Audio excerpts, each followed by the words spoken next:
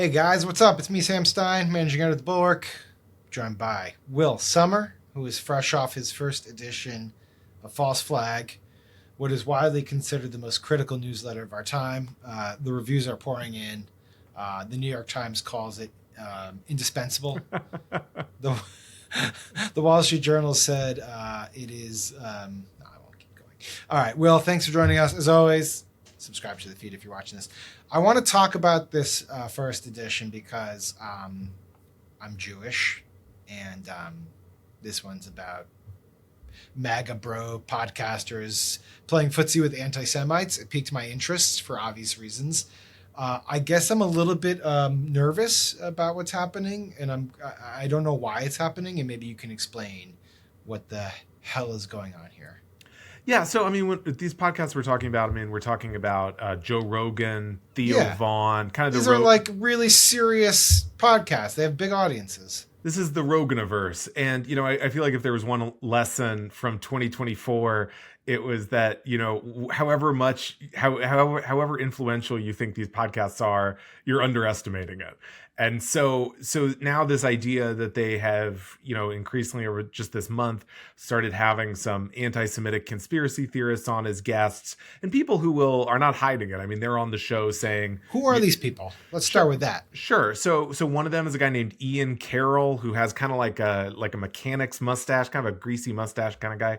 And he has sort of emerged on the scene. Why is the mustache important? I'm kind of trying to situate a sense of, that he kind of looks like a Gen Z type of guy, Gotcha. And, he's sort of emerged on the scene out of nowhere, which has provoked conspiracy theories of its own. And what are they? Well, just that he's, an FBI plant or whatever, but that he's him going on Rogan doesn't help. Is he Is he Jewish? And this is all false flag? Well, how deep does it go? Oh my God. And so in his case, he's sort of he's kind of like the Gen Z TikTok conspiracy theorist, and he kind of hits you with the hey, what's up, fam? Jews did 9/11, and so stuff like that, So he went on Rogan and promoted a lot of Epstein stuff, saying that, he said Jeffrey Epstein's a stain on the Jewish people. And so this is kind of heavy duty stuff. I think that's fair. Yeah, I'll take that one. Jeffrey Epstein I'll let you handle that one. He's a stain on all people, but because he is Jewish, yes, it's not great. How do these people get into Rogan's orbit? I'm sort of curious about that. This guy, you'd say, burst onto the scene. Clearly, he's viral enough, enough of an audience that Joe Rogan's we need to book that guy. But why? Yeah, look, Joe Rogan loves conspiracy theories himself. Sometimes they're pretty harmless, about UFOs, and other times, he clearly loves these guys. He's chopping it up with them. He's saying, right. He's referencing years of their work going back. So this isn't like a guy they just plopped in front of him. He's a fan. And then Theo Vaughn is the other one. And I was talking to someone who, big Theo Vaughn fan. I like Theo Vaughn, but they were very disappointed in the platforming decisions that he made. What happened there? Sure. So Theo Vaughn, once on The Real World, now this kind of affable, I hate to say dimwit, but sort of he sort of plays it. Spacey, maybe. He's not. He's the dimwit who's actually smart, right? Yeah, I think that's a good way to put it. He kind of an idiot savant, perhaps. Right. He's I'm just a simpleton, and I just actually had a really interesting and thoughtful and insightful comment. It's oh yeah, Theo, good job. I think that's a good way to put it. Yeah. So he had on Candace Owens, who is sort of a right-wing talker, YouTube personality. Yes. Who has become... That one didn't just pop up on the scene. No.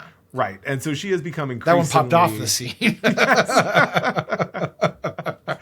And so last year, actually a year ago today, as we're recording this, she got the boot from the Daily Wire, Ben Shapiro's company, over her, she was getting very into anti-Semitism, basically.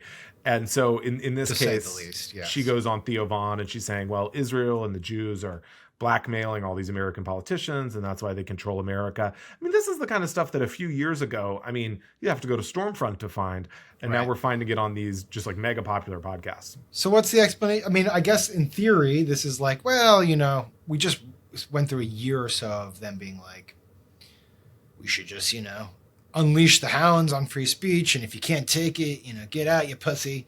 And then obviously this is what we've, sowed, right? This is exactly the outcome. But at the same time, though, I think to a person, people probably thought, well, they wouldn't like platform anti-Semitism, right? So I don't know. Maybe that's what's happening here. Or maybe they just need to be controversial and keep stirring the pot. Well, I have a couple theories about it. I mean, I think on one hand, it's, a lot of these podcasts, really their bread and butter was sort of the blue-haired SJW outrage of the day, trans issues, these various things.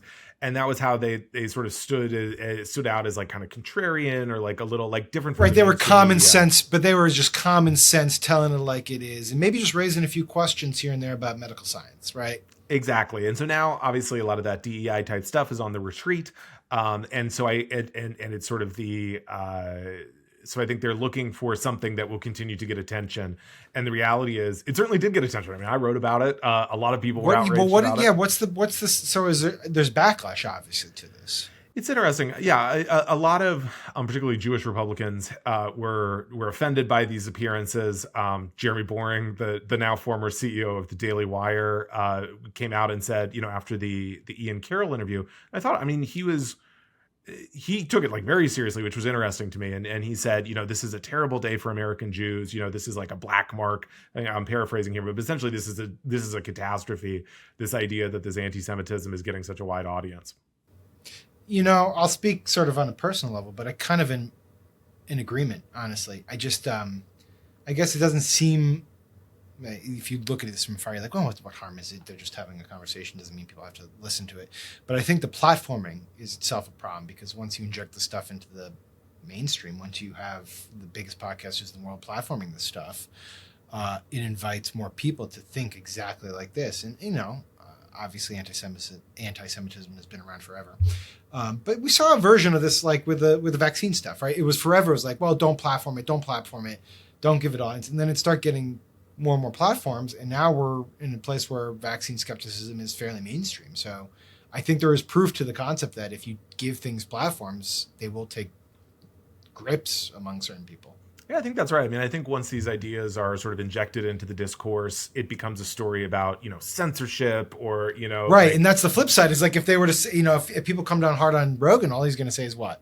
You're trying to censor conversation. Yeah, we're just asking questions, and particularly like you're trying to, stifle discussion about Jeffrey Epstein or, what have you, or Israel, and it sort of gets away from the original topic. Can we talk a little bit about Epstein and divert a little bit, but like, there's obviously a lot of anger happening on the MAGA right over the fact that these files have not been released. I know you wrote about what happened with Bondi and Loomer, but like, what's the status here? Are they just dropping it, or are they still pounding away at Bondi for how she handled it? Yeah, I mean, this is an interesting one. I mean, so before right at the start of the administration, Pam Bondi said, I have the client list on my desk. So you would think, and all the genuine Epstein experts who are around say there is no client list, or they'd be very surprised if there was.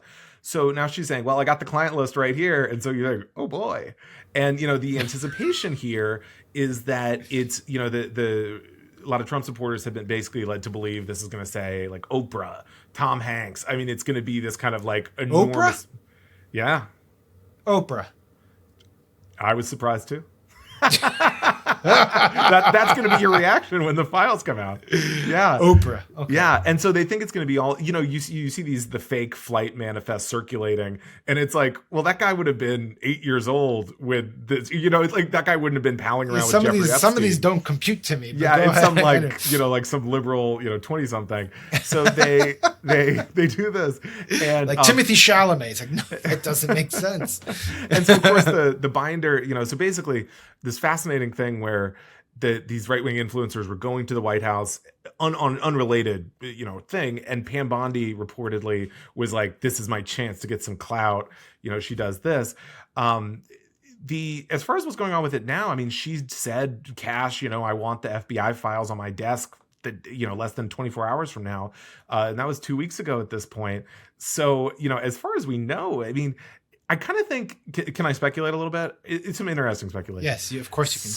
So I what's think your speculation? My speculation is, and this is maybe like a little like too like 5D chess. Just don't get us sued. That's all. Well, speculate responsibly. But okay? but I think the Trump administration is, and as we're talking here, the JFK files are supposed to come out today. Right. This is just to be clear, 4:30 p.m. We've been promised the JFK files today. Yes. It's getting a little late. Go ahead. And so I think the JFK files are kind of like a distraction from the Epstein thing, in that like they're because Trump's saying, you know, the stuff people are most excited about is the JFK files, and that might be a generational divide as well, where I think perhaps boomers, this is kind of like the JFK assassination looms larger.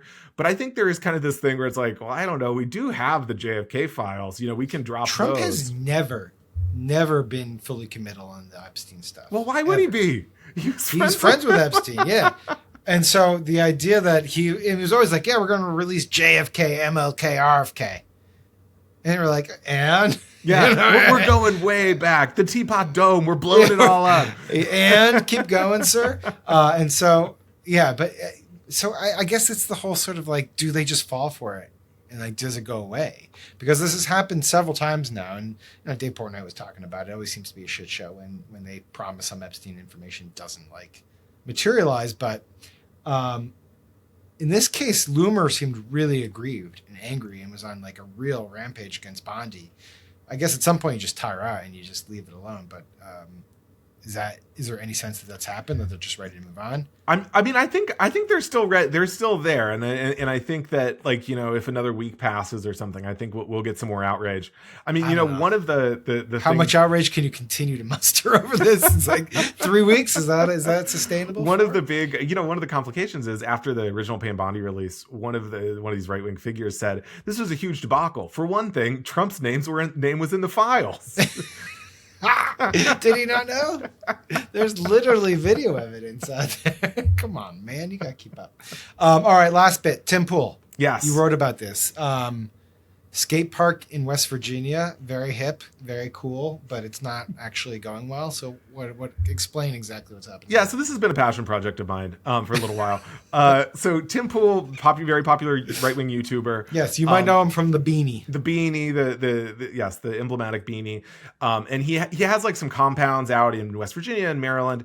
And he's also very into skateboarding.